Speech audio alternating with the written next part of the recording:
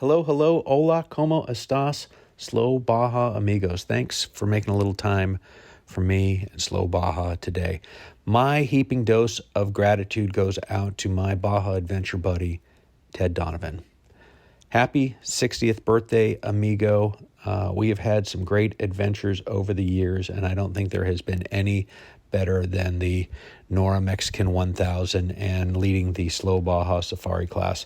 So, Ted, it's a great ride, great run. Happy birthday to you, and I can't wait until our next Baja adventure, which, if I were a betting man, would be the Nora Baja 500, the end of September, early October. Maybe you folks listening right now want to jump in. The registration opens July 2nd. All right, well, today's show is with Greg Tomlinson, better known as GT. GT is a surfer, snowboarder, vintage Arma motorcycle racer, Von Zipper founder, and just a crazy fun guy. I met him in February when he came on my Slow Baja Vintage Expedition. He was riding Speedy Magoo, and we just had a ball. GT's got a great spirit, and I wanted to get him on Slow Baja to tell me what it was like growing up in sunny Southern California, with Baja California just an hour-ish away on a good day with little traffic. And GT, he told some great stories, and I hope you enjoy the show. So without further ado, Greg Tomlinson, GT.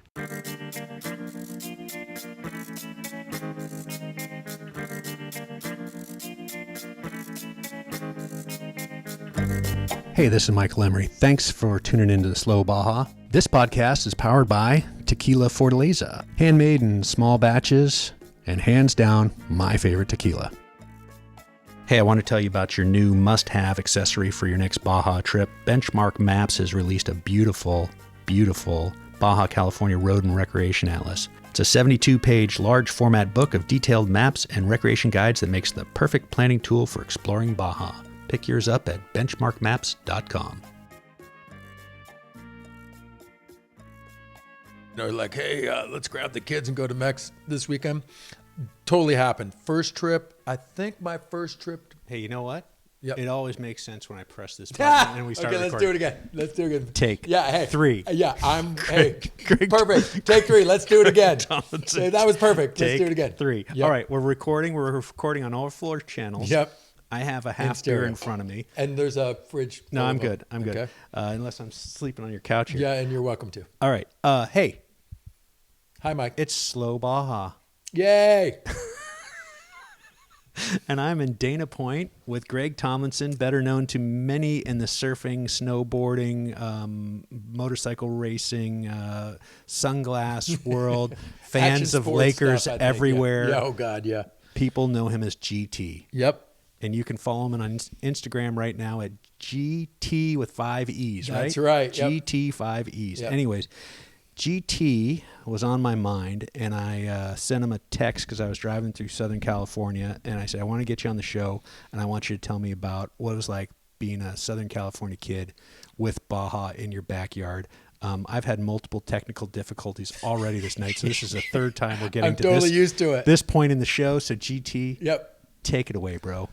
Well, thanks for letting me come over on a Sunday night, Michael. Interrupting your evening. No. Well, so first of all, just so you guys know, it is Sunday night. I had a race today out in Glen Helen, racing some vintage dirt bikes. I just got home. There's Formula One, MotoGP, a Supercross, Moto America. I think I have 5 of my favorite race series on DVR. And literally actually one of my sons might be here, but the point being is I have an empty house tonight, so I was just going to lay on the couch in my favorite Al Bundy pose and just watch sports motor racing until I fell asleep. So anyways, when you called, what is interesting, Mike, is you were a topic of discussion today, which maybe we'll get to, except that a couple of my buddies are in town from England to race the Nora, which I, of course, told them, I got to hook you up with Mike because I know he's going to be there and booba-dabba-dooba-dabba-ba. But anyways, what I'm getting at is the magic of Baja goes well beyond NorCal, goes well beyond SoCal, goes all the way to England, apparently, with Nick Ashley and his friend Ben that are going to come down and race Nora, which I think this is their 6th or 8th or 10th time doing it. And this is Nick Ashley's first real trip post-COVID, and the first place he went was Baja, right? So that's a draw. Longtime Slow Baja listeners will remember Nick Ashley from the show that I recorded with Hayden Roberts and Hayden and Joy, I should say, Hayden Roberts and Joy and Scott Tuffer, about their experience in the Baja 500. And Hayden refers to Nick as Nick Two Shits Ashley in the show. So go back and check that one out. Yeah, I can't speak to that. You're not counting. But what I can say is that Hayden is one of my best friends, and Nick is just an incredible. I was telling you, he's kind of a mix between Bilbo Baggins and maybe Austin Powers meets James Bond. I mean, he's just this incredibly clever man, and someone who's been racing motorcycles since probably the mid 50s and is just an absolute legend in every aspect of life. But well, and to get back to your point, to circle this thing around, because I'm going to tee you up and you're going to run with it. Again, that should not be taken lightly, that Baja burns brightly in people who are in Britain, let alone in New York or wherever people could be. I mean, again, there are 22 million people right here in Southern California. It's magnetic. But I get it. So take it away. My start with Baja, growing up in Southern Orange County here, an hour and a half away from the border on a good day. My first trip down was kind of something similar that you said. I'm not sure if it was on the air or when we were having technical difficulties or not, but hey, let's grab the kids and go to Baja this weekend to my old man's best friend kind of thing. And that first trip was probably 74. Maybe it was right around when I first started surfing. So it must have been 74, 75. But anyways, so my first trip down there was with my dad, my best friend's dad, and my best friend. There was 4 of us. And, I'm guessing we were 10, 11 maybe at that time. And, man, to this day, he had my buddy's dad had like a red pickup truck, and I think we were riding in the back, me and my best friend, with all the surf shit and the camping gear. Kids and all that. did that back in the day. Oh yeah, no, you're totally allowed to. And my old man and my buddy's dad up front, and we were in the back of the bed and riding down, and and I think we talked about this on the Baja Vintage Expedition, but the first thing that was super sensory, and it's kind of lost it, unfortunately, is the smell. The smell of burning trash. Yep. Just immediately, well before you got through Tijuana, that smell. I'm going to actually make a candle. Yeah, no. It's burning trash smell. Oh, my God. So if you're of a certain age, that's the smell. No. When you cross the border, that's what you smelled. That's It's not funny, but it is what it was. Super sensory, and it's just the smell. And I'm not saying it was a bad smell. I'm not saying it was a good smell. It just was the smell. All right. So that first and foremost. The other thing is I can remember coming through, and it fails me, but coming down, you go down the Quota or, like down the one road, or whatever. Yep. And there was that weird, and to this day, I think it's still there, but that weird building that, like, it's a rectangle that sticks up with like a rainbow arm off of one side and a rainbow arm off the other. Do you know what I'm talking about? I think it's just past La Playas, and it's all decrepit and screwed up now, but that was there then. And it was so odd because it was just like off the side of the road. There was no development there. Maybe it was going to be a development, and that was the figurehead of it. But anyways, that was always something that every time I went to Baja, from my first trip to now, it's kind of overgrown with buildings and everything else. That monument or whatever the hell that thing was, somebody at one point, you can text me and we'll laugh about it because someone I'm sure knows what it was or I'll what see it was. It on Tuesday. Right. Yeah. See you next Tuesday. But anyways, so the other thing that's so crazy awesome was at that time, like you kind of like, it was always a lot of Rosarito. Like originally it was always Rosarito to Ensenada was kind of as far as we went in the early trips with my dad and my buddies and stuff. But that area was so killer at that time. I distinctly remember we pulled into Rosarito, and there's the arch to the hotel, which was there, but there might have been, 4 tiendas on either side of the arch, and that's all that was in Rosarito. I mean, there was not a damn thing. And you know, I can't recall. I'm guessing La Fonda might have been there because that was always a camp spot. That the waves were always kind of okay, and we'd always camp there. I think it's Alicitos, if I say it wrong, so again, correct me. But that, you know, around K58-ish, I think it was. And the other thing that I super remember of that first trip was the weird like Aztec-y building up on top again. Super ornate, super Aztec-y. It's still there on top of the hill as you kind of come over the crest and drop down into where La Fonda is. It's up there on the right. But anyways, I just remember that clearly. And at that time, we would bring dirt bikes, surfboards, boogie boards, camping gear. And then, you know, my dad and my buddy's dad would get drunk on tequila, and we just pretty much had free reign. And again, a word that I've always described for Baja was freedom. And I just remember at that 10, 11, 12 years old, just that innate freedom, that kind of anything was, you know, anything was possible, you know, and the waves always seemed bigger and the tortillas always tasted better. And I remember on that trip, we did go into Ensenada. We were snorkeling all around out by La Bufadora and all that. And, you know, literally pulling abalones out and eating them on the beach. And, you know, we went into Husong's, and I remember me and my buddy sitting in the back of the truck watching the shit while my dad and his buddy got hammered in Husong's, and we're eating tortillas that probably cost us a nickel. But it was just, man, I'd been on other camping trips and surf trips and all that crap by that point in my life, but there was just something about Mexico that like, God, it's just, I'm going to sound like a sappy dork, but it was just magical. It was just, through my childhood eyes, I get goosebumps even thinking about how special it was that first trip. And it just never got old. And you just chased that dragon for all those years. Oh my God. And so as it evolved, you know, and I think when we were screwing around riding vintage bikes with you and Hayden and them, you know, there's just so many of those. And when I turned 16, I probably bought my car 16 in one day. And at 16 in one day and 1 hour, I was heading to Mexico in my Carmen Ghia. Like, that is no joke. The first place, the first trip, the first tank of gas, that was heading straight to Mexico. And literally, but that was it for growing up here at that arm's reach. And at that time, the waves around here, they could be crowded, but certainly not crowded by today's standards. But man, there was always the promise of empty, perfect waves just over the border. And there was always plenty of that.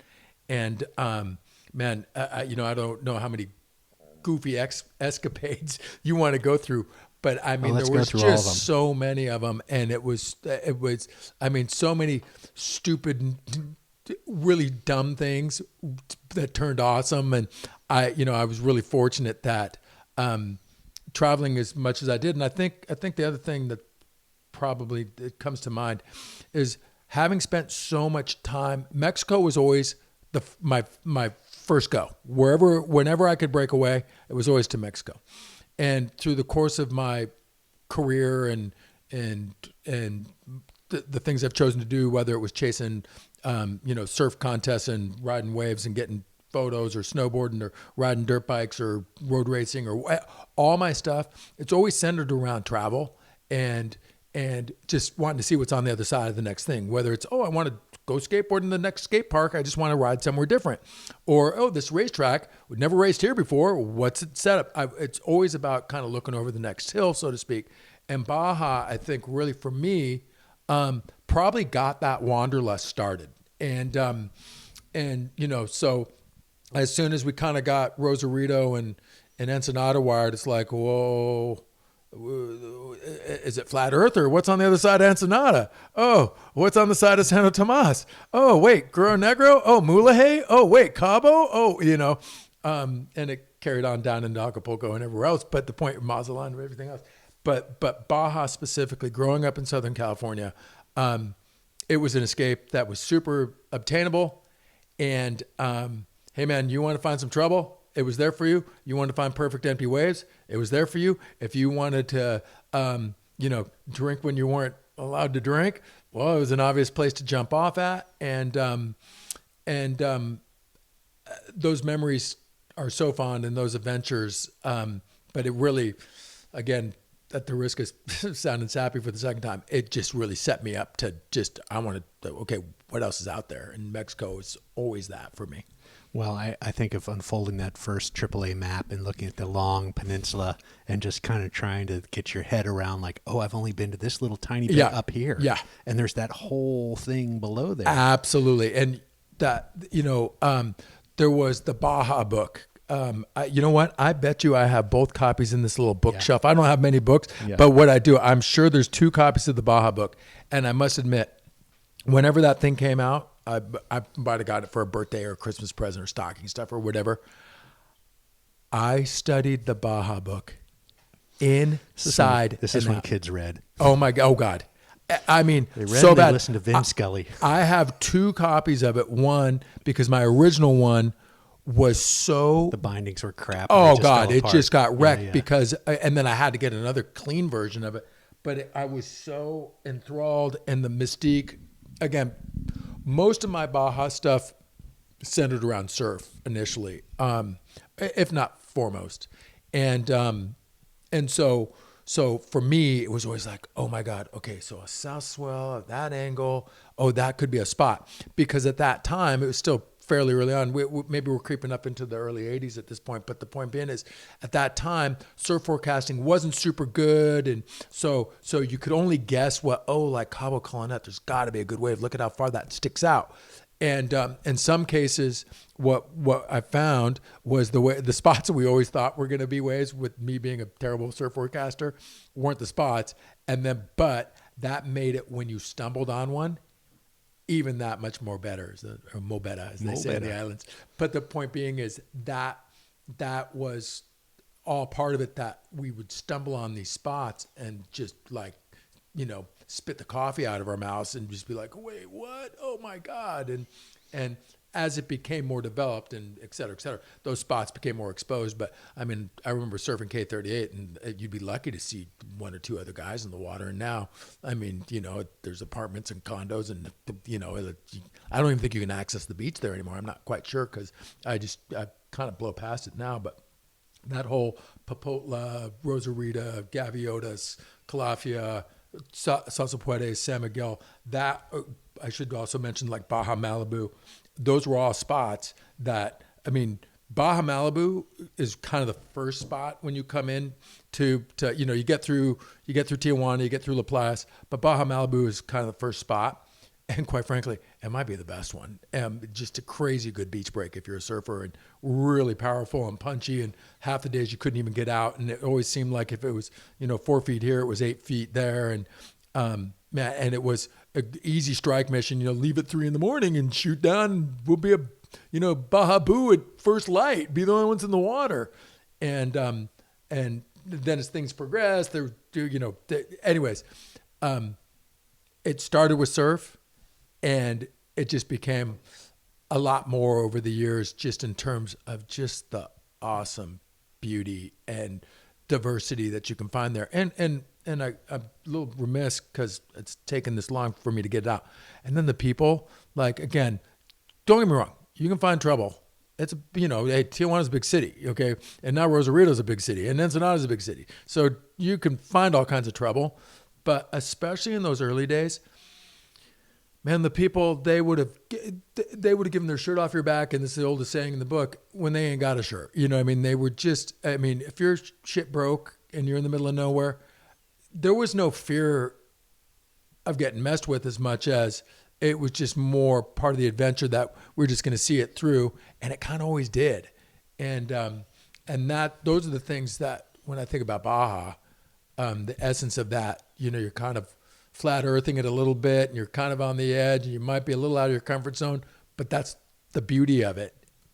So let me set the stage for our younger listeners.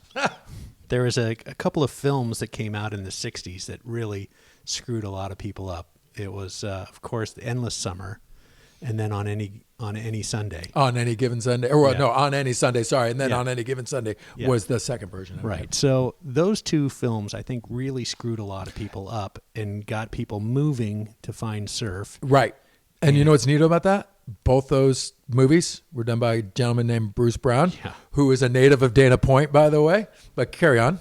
Well- And there's a lot of scenes from On Any Sunday shot right here in Dana Point. Yeah, and so again, being right here Yep. and having those influences, they're only Yep. a few years old at that Yep. stage. Yep. It lit a fire. 180,000% between those two movies for me are like seminal to my being in terms of, again, the what's on the other side of the endless summer stuff where they're walking over sand dunes to discover the perfect wave and Tahiti, all those places. I mean that, and again, I'm really proud to have a little bit of lineage to that, being in Dana Point and Hobie and Phil Edwards and everything that was right here in town.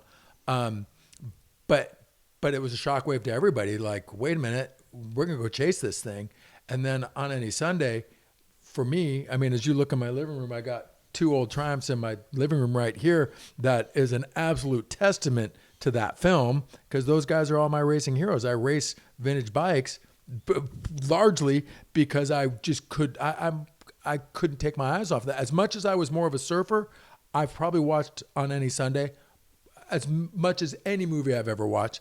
I could flip that on right now and be entertained. And anyways, so it is those two movies just were shockwave for sure. So you have those seminal influences in people's lives, and then the place where basically you can do that stuff It's right out an right hour back and a there. half Yep. away, 2 hours away. Yep. And so kids who are turning 16 and 1 hour later, they're loading up their car with $1 gas in those days Yep. and heading south. Yep.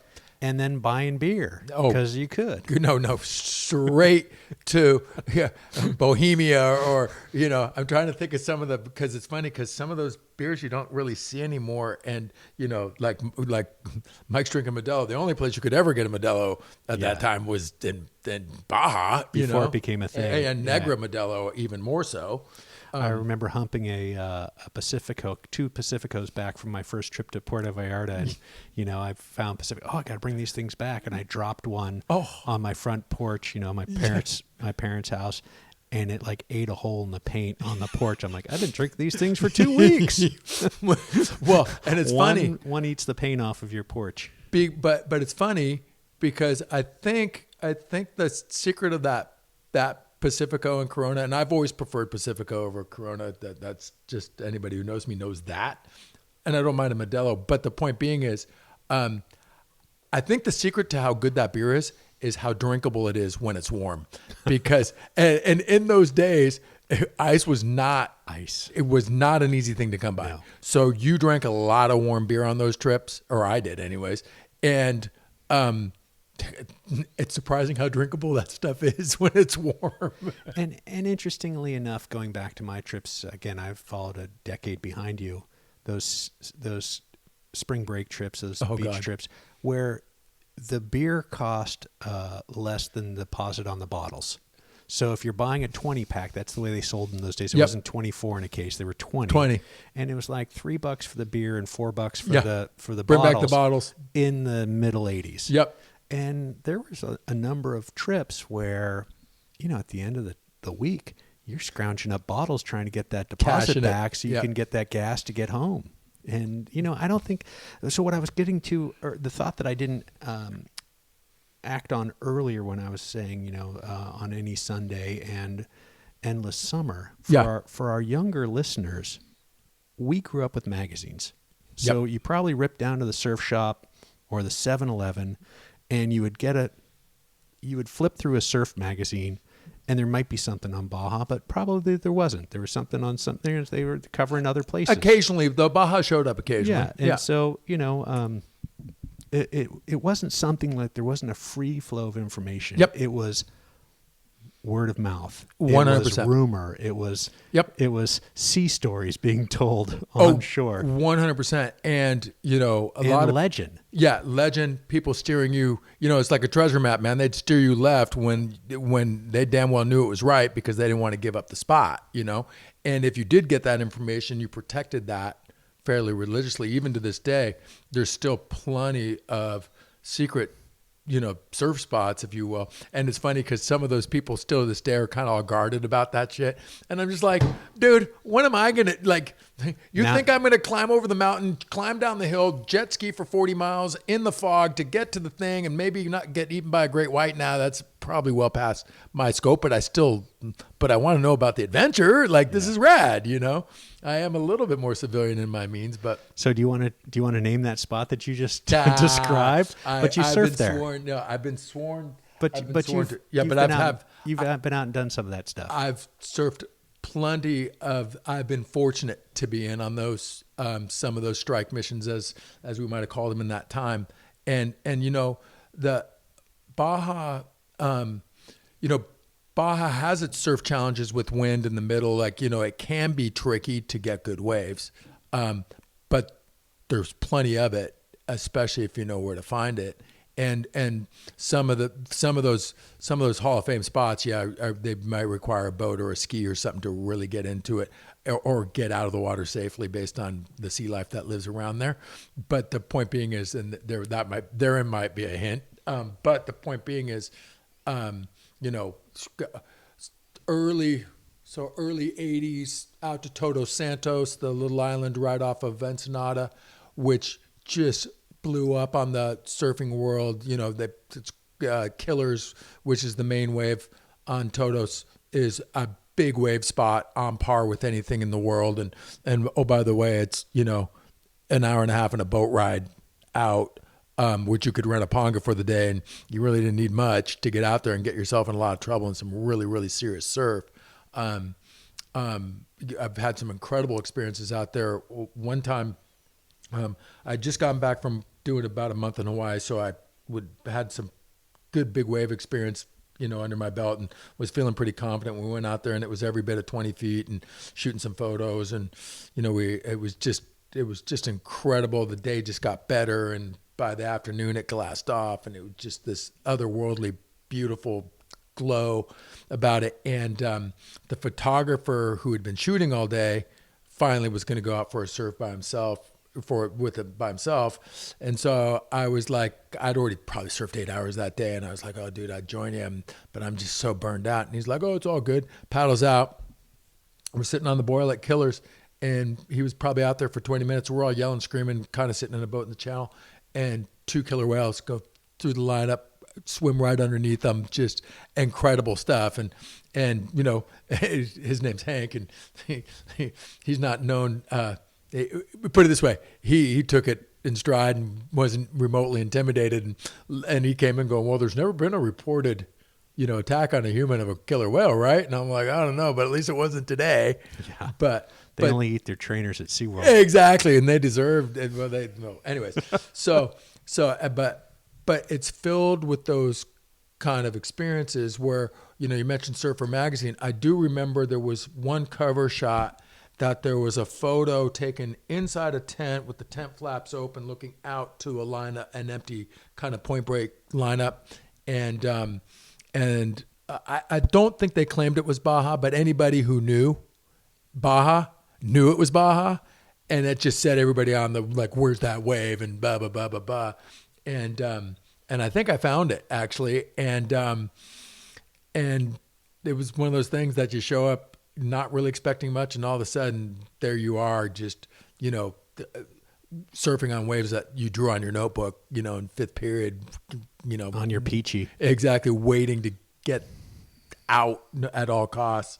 And, but again, it's the thing, like I said, that tent photo, did they label it Baja? They may have, but trust me, that was Baja. It's just in a, you know, picture's worth 1,000 words. There it was, you know, trading some canned goods for some fish, or a T-shirt for, you know, some abalone or some clams or oysters, depending on where you're at. But that was all part of it, you know. And so it just off the you see that photo, the smell comes to mind, the bartering, the trading, the broken, you know, I broke my transaxle in the Jeep or whatever. It's all part of that, right? Well, we're going to take a break right here, and I'm going to insert a plug for Baja Bound Insurance. If you want to get to this wave, if you want to break your transaxle, if you want to barter for fish, you got to get Baja Bound Insurance first and get your ass down to Baja. Don't be foolish. We'll take a break insurance right here, and we'll be right back with more from GT.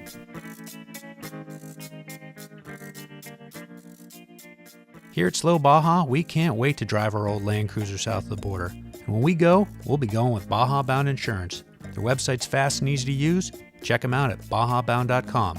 That's bajabound.com, serving Mexico travelers since 1994. Do you wish you'd joined me on the Nora Mexican 1000? The sold out Slow Baja class was truly epic. We had an amazing array of vehicles and folks driving them. The Don K, the Chimp, the vintage Manxes, the vintage racing Broncos, my old Land Cruiser, Bronco Privateer. Shout out to you, brother. 1980s FJ60, the Silver Lady. Let me just say, the Man Called Yeti and the Wild YOLO. They had an amazing Johnny Johnson tribute Ford Ranger truck. They rolled with us, changed gears and rolled with us on the last day of the event, and I think they had a ball, as did all the other folks and the new Jeeps and the Raptors and all the folks that came down the peninsula with us. Again, Big Ole absolutely blew up the internet, but they were right there smiling at the end. You got to check that out, folks. I'm not going to go into it, but the next opportunity to have some fun in the Slow Baja Safari class is the Nora Baja 500. It's September 29th through October 2nd. It is Ensenada to Ensenada, which means logistically it's a heck of a lot less challenging than the Mexican 1000. So if you want to come down, have all the fun and a lot less logistics to deal with, the Nora Baja 500 is the event for you. Shoot me a message. I think the Slow Baja Safari class is going to sell out quick. So if you're interested, let me know soon. Also, next opportunity after that is the Baja XL Rally. It's every other year. It's coming up in February of 2023. Again, it's a totally different animal. It's 200-something overlanders, 25, 30 countries should be represented again now that COVID's behind us. And it is a great time. Bring your rooftop tent, bring your funky vehicle, get on down the coast at a very slow roll. There's a competition category, which is like a giant Easter egg hunt, or there's the adventure category, the touring category, which we roll in, which we just break out our benchmark map, figure out which squiggly dirt road looks the most scenic, and we take it, and nobody judges. It's an awful lot of fun. It's too much to explain here. If you're interested, it's February 17th through February 26th, 2023. Shoot me a message through the contact feature at slowbaja.com, direct message Instagram, direct message Facebook, or slowbaja@gmail, and I will get you all the information you need for you to make an informed decision if Baja is right for you. Hey, we're back. We're back right here in Dana Point. Hi. Talking about beautiful experiences in Baja and trying to figure out, before the internet, before all the GPS coordinates, before all the urban assault vehicles that people can take down to Baja and air down and have stuck boards and refrigerators in your car and all that stuff, rooftop tents and BF Goodrich all-terrain TAs, Baja Champions. Before all of that, people just drove down in any old car that had gas in it with a bunch of stuff crammed into it and threw it all out on the beach. Half of it blew away. Yep. Half of it got taken away by a huge tide that they were not anticipating. That never happened to me. And the other third got stolen by somebody. Yeah. The other surfer, some local dude, whatever. Yep. So you experienced all of that, I'm assuming. Yeah. Well, and a lot of that was in a Carmen Ghia. We did it in Jeeps, Carmen Ghias, bugs. Overland vehicle. Like, Carmen Ghia. Yeah, no, and that thing weighed about 800 pounds. It could never get stuck. I could push it out of anything myself. But that also taught me to be a good packer, minimize that. And it's funny because again, everything about Baja, especially in the early days, was everything surf. And, driving to Cabo when again there was nothing in Cabo. I mean, I have photos of, we're camping at the Rock Zippers, that area now that is just, it's fully built up. And I mean, my lonely car on the beach with the tent. I mean, I'm just so the Eastern Cape, which there was so many fun waves and it still is, but just nothing around and hot fun waves in Cerritos, Todos Santos, Pescadero. There's just so much of that. But, there's also the spring break element, I'll call it, which was, you had a couple of young girls after school, or same age. I was not taking advantage of underage women at this point. But, hey, I got a car. Let's go to, after school, let's shoot down to Baja. And so the spring break element, meaning that we could drink underage and get a little squirrely, was always kind of on the burner as well, whether it was a surf trip or maybe just having some fun with a couple girls. It was all part of it. And there was a window where San Felipe was a big spring break. It just went off. Yeah. Mid-'80s, it went off. Yeah, and to be honest with you, again, I was always like, it's spring break, I'm going surfing in Baja. I'm not going freaking San Felipe. That's freaking lame. So one year I got talked into it. And oh my God, it's just a classic Baja trip, like you said. Like, I think, a few of us got thrown in jail. We went to a cockfight, okay, and this is like probably 84, I'm guessing. So somehow or another, me and my buddies stumble on to like a proper cockfight. Without any other college kids sitting around there. Oh, no, you guys were all explorers. It was all locals, right? Yeah, exactly. And we stumble into this cockfight, so we just get in the middle of it. Marlon Perkins and Jim here. And I don't know if you've ever seen a cockfight before, but that was kind of interesting unto itself, except that at one point it got busted up, like by the Policia or Federales or whoever came. And so, it was the classic scatter, which we all got split up. And then at one point, I see my buddy in his VW coming across town, and he's like, GT, so-and-so got thrown in jail. I'm like, okay, well, let's get him out. And so I run and jump on you remember the Bugs used to have like a little side running board on the outside of the car. So I just jumped on the running board, and now I'm holding on to from the outside of the window. You're holding on to the drip rail. Yeah. And we get pulled over. I get thrown in jail. So we get thrown in jail, and there's my buddy, and the jail was filled, and there was one fairly standing room only. Oh my God. San Felipe Jail, spring break. Packed, and there was one oldish lady in there. I don't recall her having teeth, that was trying to do, let's say, make people's time go better. Jobs for hire. Yes. They're make your time go by a little quicker. And I think we ended up getting sprung for $20 a head, which left us with no money to get home and literally coming in on fumes.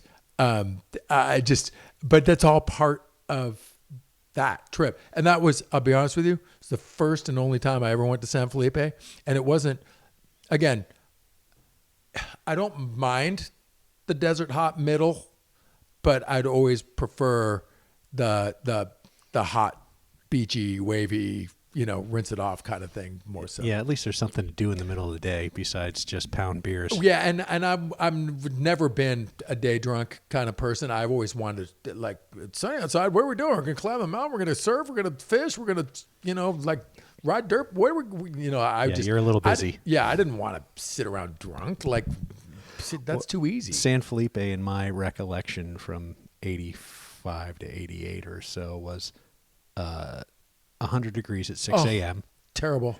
You're climbing out of a tent. Oh. At least we were, because we didn't stay at the hotel. We couldn't afford that. No.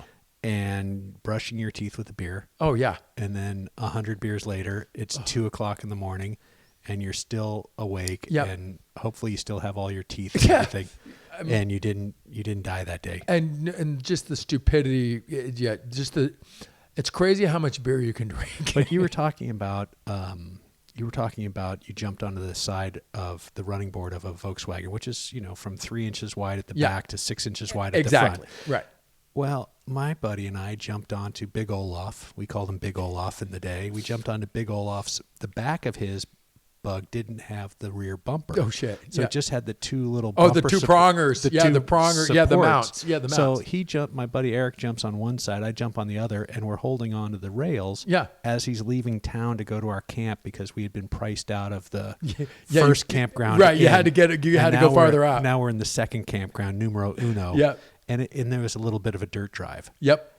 And Eric hits, Big Olaf hits a big pothole, and Eric goes flying off. Oh, guaranteed. And Olaf doesn't stop. He doesn't know that he's off. No, who does? And it's pitch black. Yeah, who knows if he's living, dying, landing on his head. And Eric comes stumbling into camp 20 minutes later with this huge scuff on the side of his face. For sure. Yeah.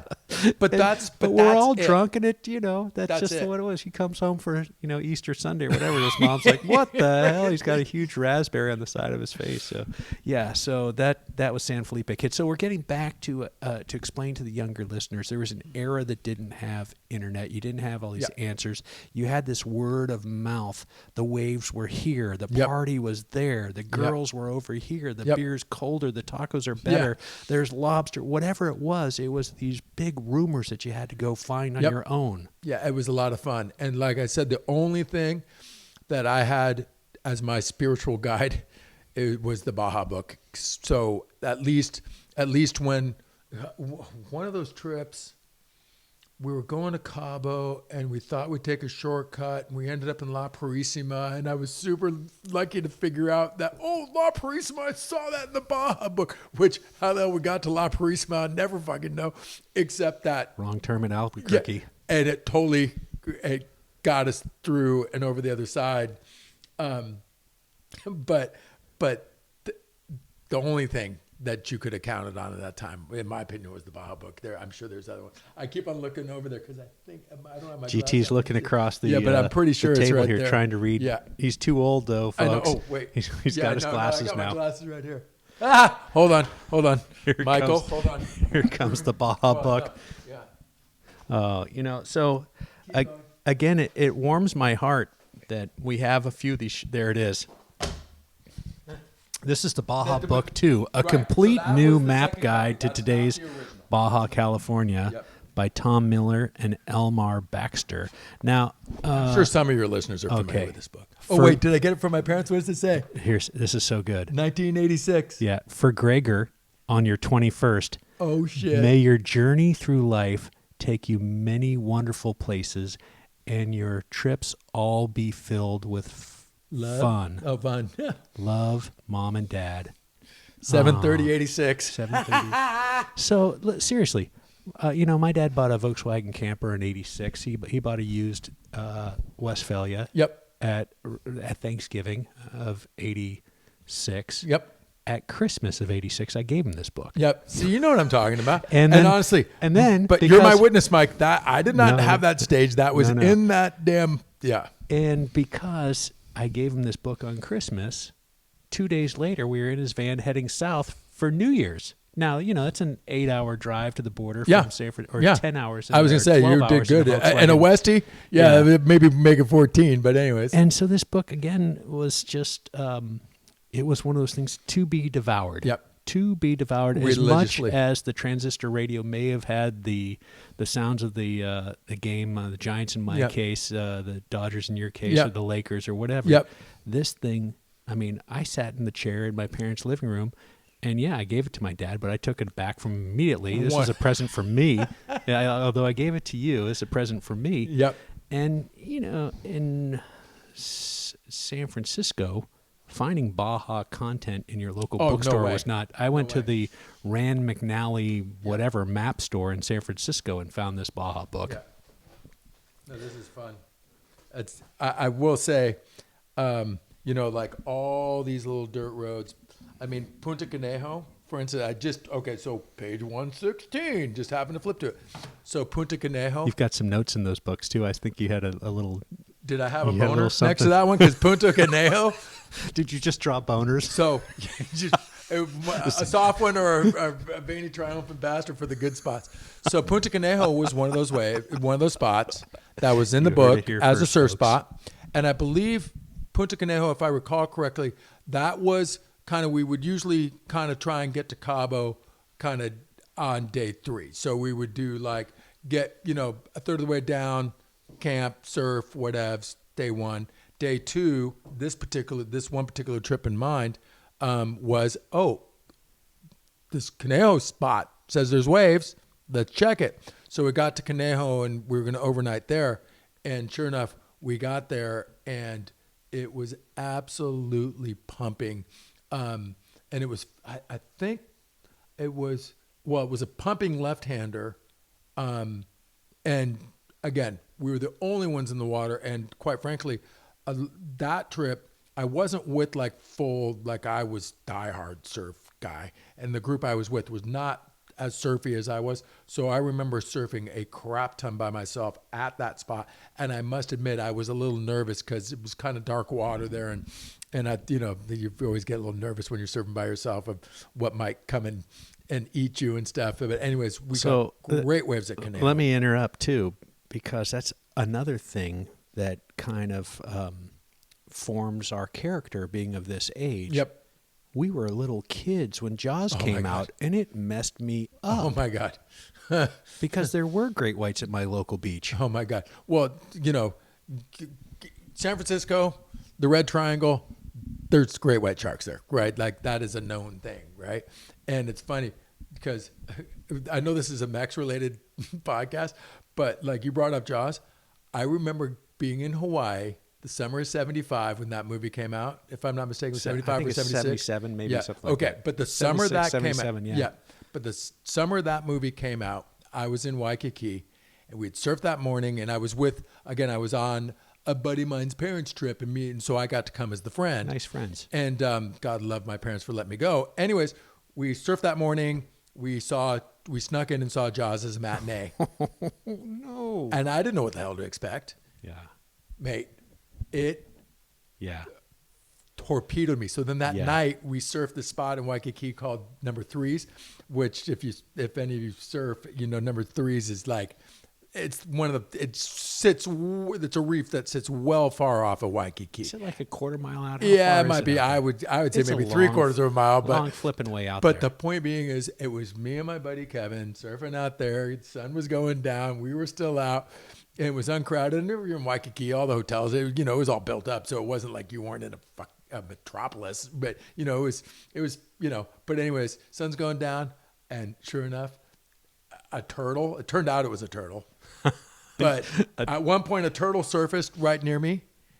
And I swear to God, I thought it was Jaws. I probably ran on top of the water all the way back to the beach. It freaked me out so The Jesus absolutely lizard. much. But I did get chased out of the water once upon a time in Cabo. I was surfing out at Boca de Tule, which is a spot out and around the Eastern Cape that breaks on a real kind of steep angle south, like more of a hurricane south. Anyways, the waves were firing, and it was, again, me and a buddy had been camping down there for about a week, and we were camping at Nine Palms, but we went over because the swell would come up, and so Boca de Tule has a little bit more of a barrel to it than we were surfing. Anyways, it was just me and him in the water, and I was paddling up a wave as he was going, and right there, a shark was in the wave with him. So he took off, and of course I spin around. I don't know where the shark, if it followed him or whatever in the wave, but the next wave that came, I spun around and went straight to the beach, kind of in as quick as I could.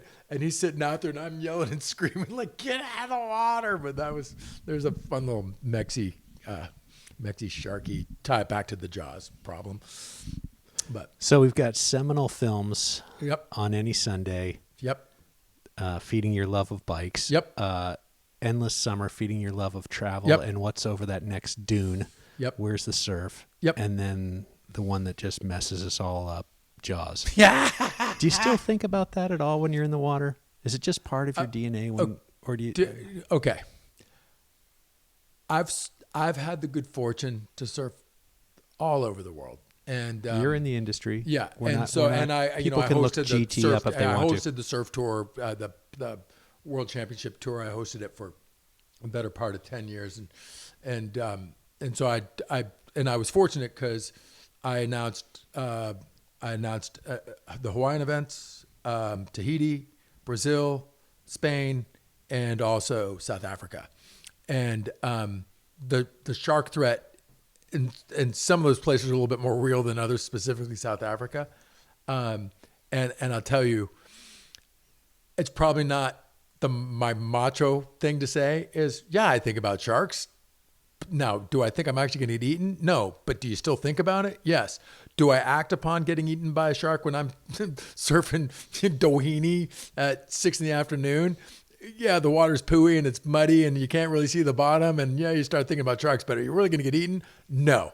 However, if you're at J-Bay in South Africa or you're surfing Cape St. Francis, the endless summer wave, if you feel that there's a shark, get the hell out of the water because there probably is one. As a matter of fact, there is one. You just haven't seen it yet. So Yeah, that's what keeps you from surfing so Cape Cod these days. I will be man enough to admit I carry my girlfriend's purse if she wants me to.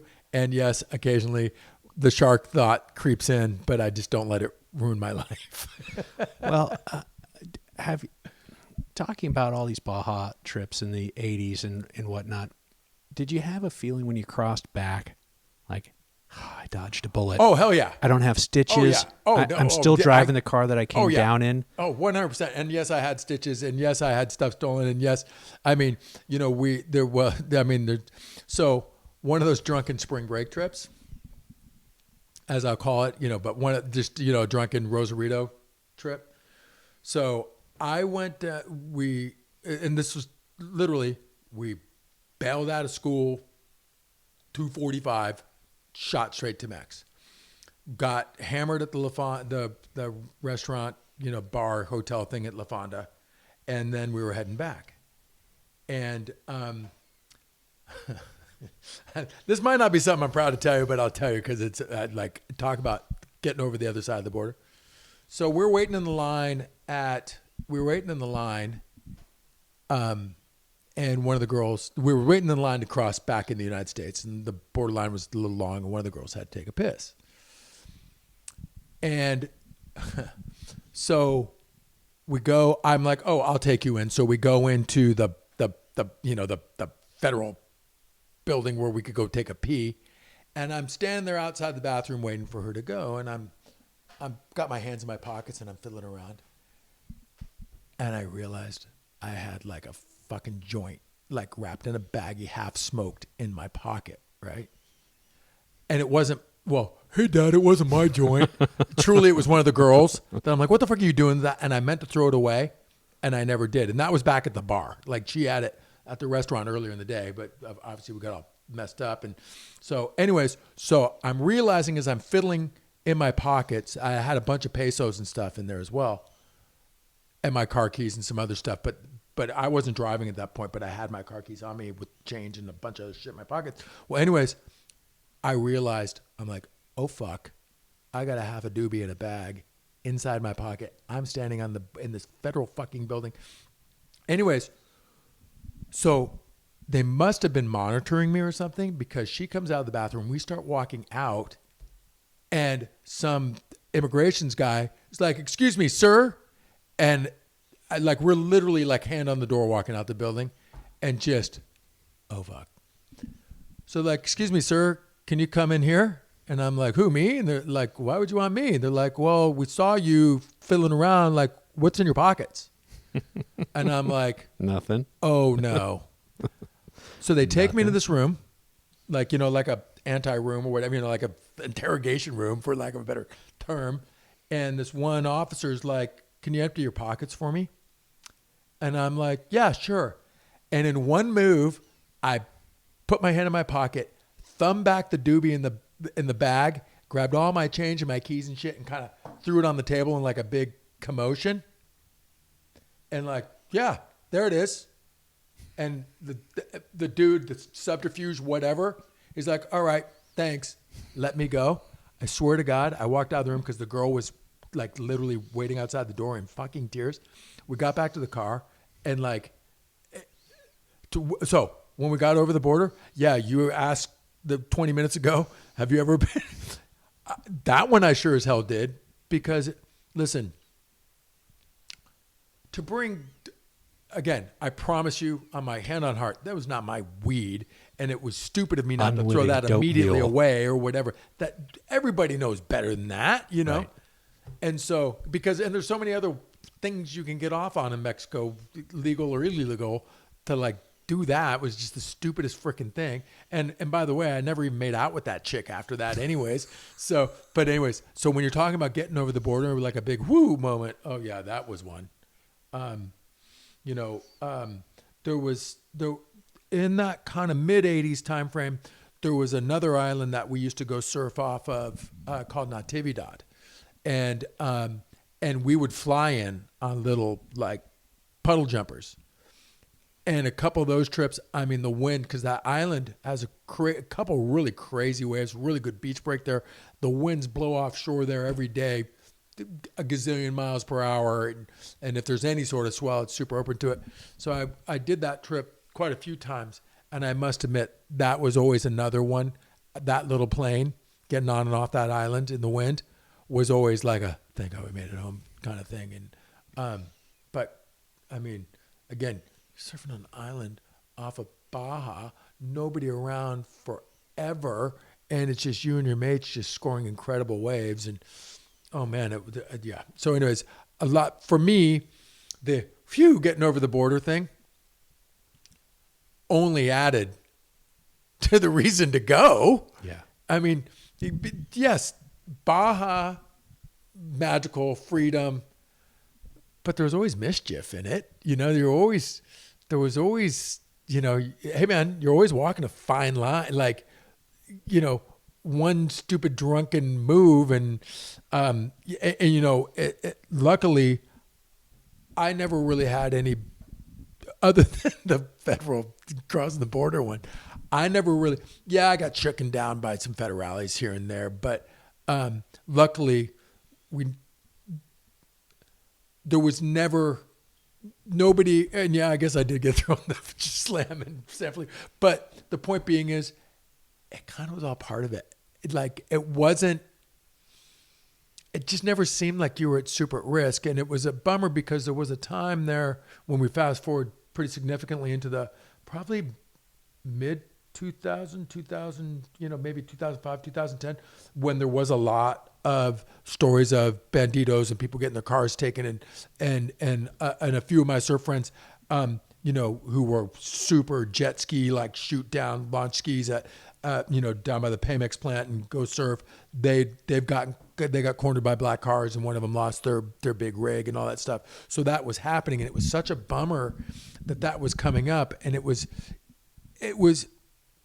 real, but at the same time, when I went down in that period, it was like a lot of people backed out, and it almost kind of recaptured a lot of that emptiness that was there. Because again,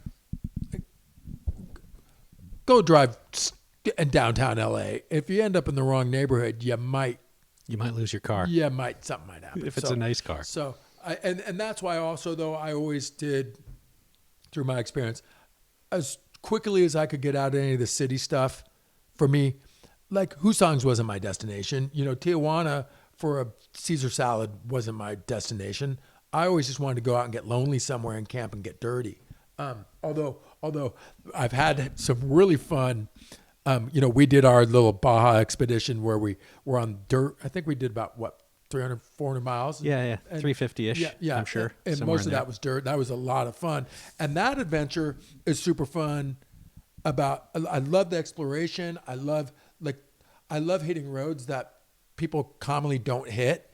But then there's also, we're riding 1960s motorcycles that, I mean, even if you got a stock garage, half the shit's archaic. You can't, so half the adventure is getting your shit to make it through, unfortunately Jorma's bike broke. Had a terminal failure. Yeah. But that led to another adventure. Which, I mean, so, okay. Set up the story. Yeah. Okay. Yeah. No, Okay. So I'm go. just going You to set the gotta scene. do it. Yeah. After, so Jorma, unfortunately, he builds bikes with Hayden. He knows what he's doing. Yep. Had a terminal failure, and we're not going to go into that. But it was 5-ish hours on the side of the road at least. Yeah, we were just south of Ensenada, finally getting to just south of all the traffic. Where that checkpoint is? We were probably 2 miles. Menadero. Yeah, or exactly. We're 2 miles Menadero. north of the checkpoint. Yeah. Anyways, we were 20 kilometers north of Santo Tomas. Right, which was where we were going to hopefully turn off the road and go do dirt all day and have an adventure. Yeah, because this was like 10 in the morning, I think, when we broke. So we spend the entire day there. And Hayden and I run off to get a part, and then we can't adapt the part, and blah. Yeah. And then we end up getting towed 20. Yeah, we towed to Santo Tomas. 20 kilometers to Santo Tomas, and then we ran into a little.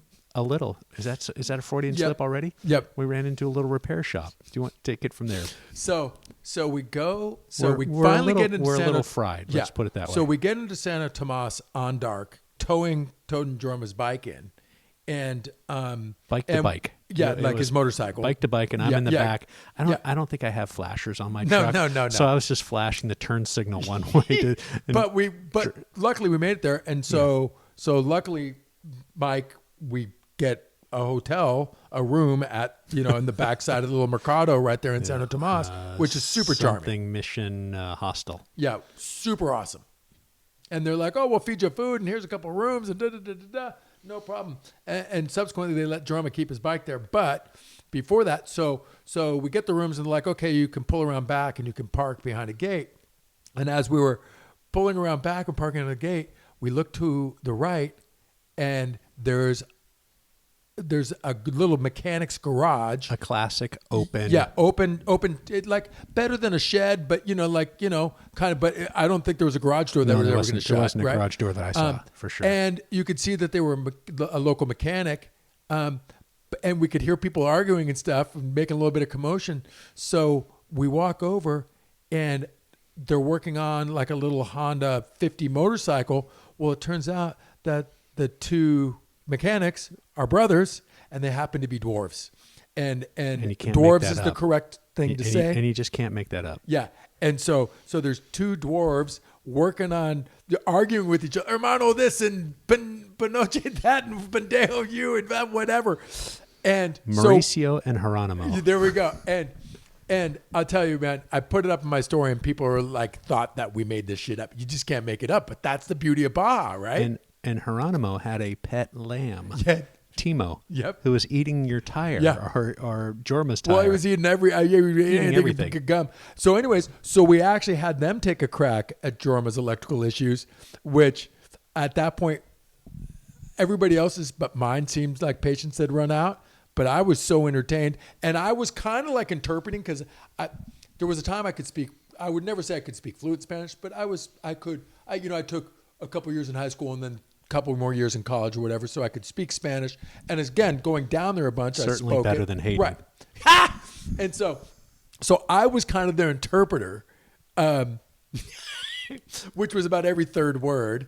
And we're talking about electrical. Anyways, but I mean, if that isn't the epitome of a Baja adventure, that's what you just don't know what's going to turn around the corner. These guys wouldn't quit. No, they had the reasonable facsimile of the part. The same part you guys went to Ensenada to get. And then we didn't have the connectors. Yeah. And then we're trying to come up with the connectors. And they were so crafty about, oh, no, we can reuse this, and we can, but the point being is, those mechanics, having broken down in Baja more than a few times over the course of my years down there, it is incredible how industrious you can be.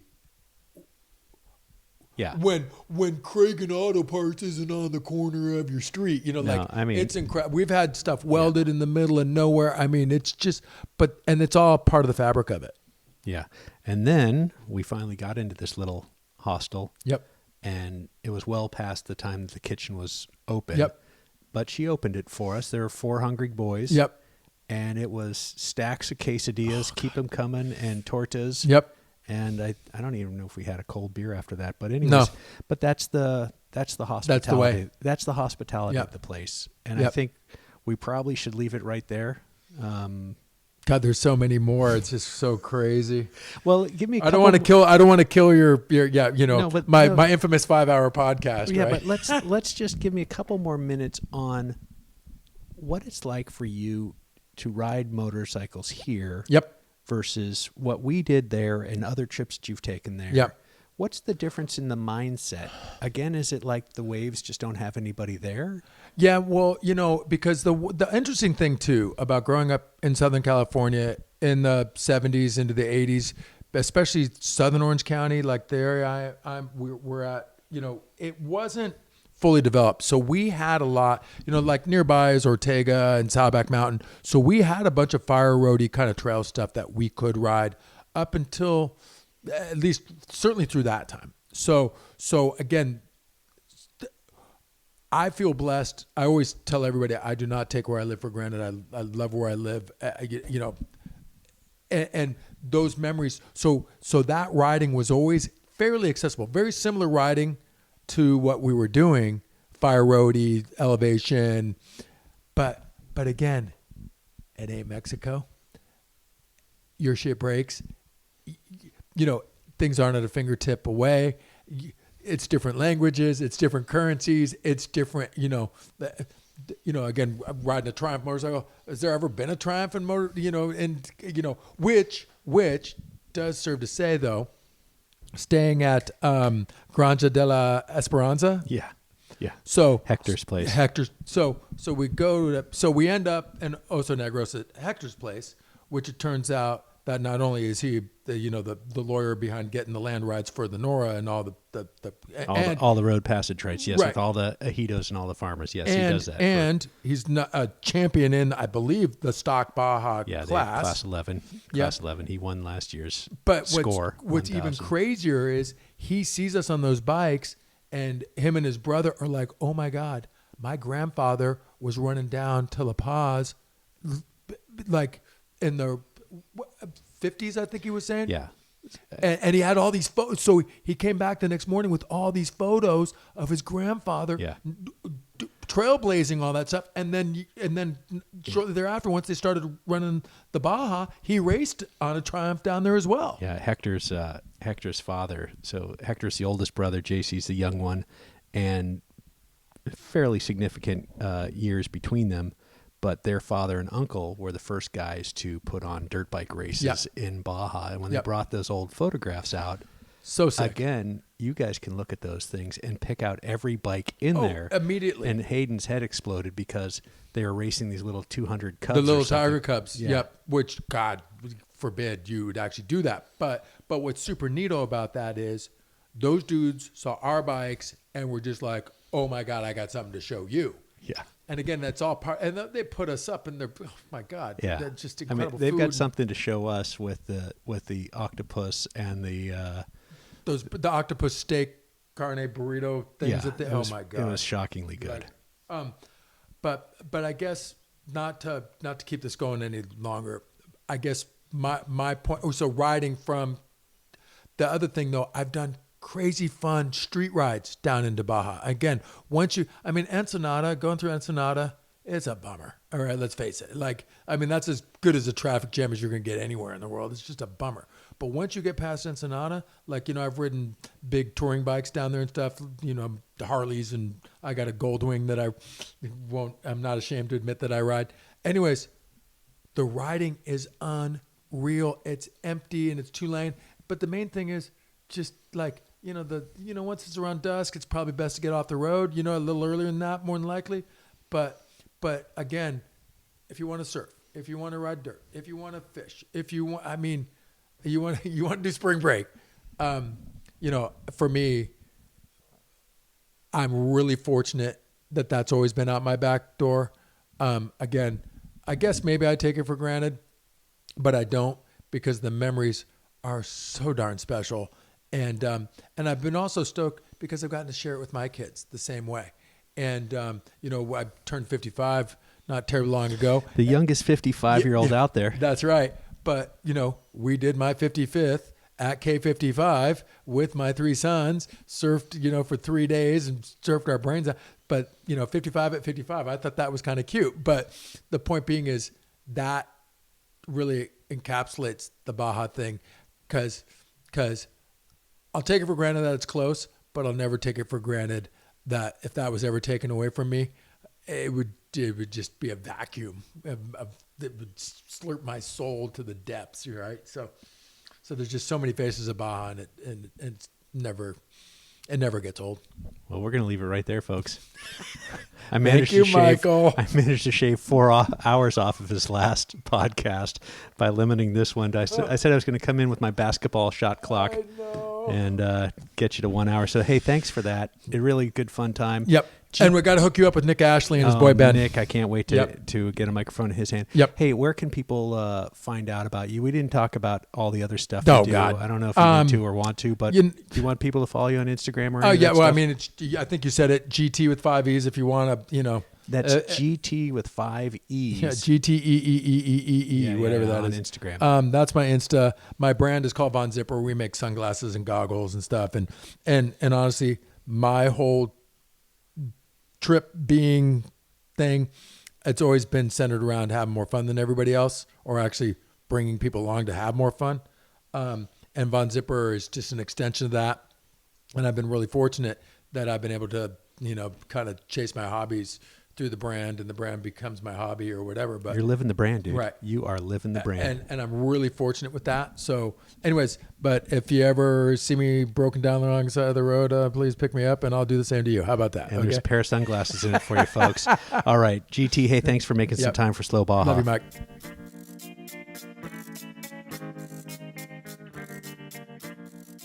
Well, I enjoyed that conversation. I hope you did too. Greg Tomlinson, great host, great talker. Great to see that book that his mom gave him in 1986 so he could go to Baja safely. If you like what I'm doing here, folks, drop a 5-star review on iTunes. Say something nice about me. It really does help people find the show. Tommy Adkins and Broken Knee Adventures, thank you for your kind recent reviews. If you head over to slowbaja.com, I've still got all the merch in. While you're there, you can click that donate button. You can drop a taco in the tank. That really does help me keep the show going, and it does put a little spring in my step. I'm gonna be honest with you folks, it really does. Eric Lippincott over at Camp Tech, thank you, amigo. Doug up there in Sisters, Oregon, I hope our paths cross soon. Thanks for dropping some tacos in the tank. Cave-In in San Jose slid an entire taco tray in. Thanks. I hope you're enjoying the show. John Alderson, thank you, amigo. Appreciate the donations. Thanks for dropping the tacos in the tank, and thanks for helping me do what I do. And in closing, to paraphrase my old Baja loving friend Steve McQueen, Baja's life. Anything that happens before or after is just waiting. Have I told you about my friend True Miller? You've probably heard the podcast, but let me tell you, her vineyard, Adobe Guadalupe Winery, is spectacular. From the breakfast at her communal table, bookended to an intimate dinner at night, their house-bred Azteca horses, Solomon the horseman, will get you on a ride that'll just change your life. The food, the setting, the pool, it's all spectacular. AdobeGuadalupe.com. For appearing on Slow Baja today, our guest will receive the beautiful Benchmark Map 72-page Baja Road and Recreation Atlas. Do not go to Baja without this, folks. You never know when your GPS is going to crap out, and you're going to want a great map in your lap. Trust me.